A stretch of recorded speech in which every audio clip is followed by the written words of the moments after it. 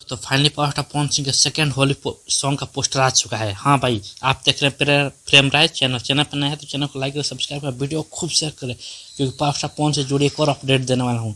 Second poster आगे, जिस poster का नाम है सलवारवा लाले लाल, भाई बहुत ज़बरदस्त होने वाला है।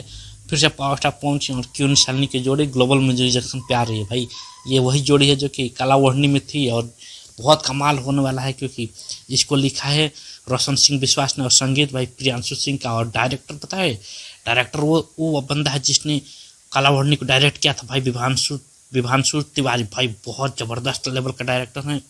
माइंड ब्लोइंग सॉन्ग होने वाला है और इसको गाया है हमारे पावर स्टार पवन सिंह के साथ शिवानी सिंह ने।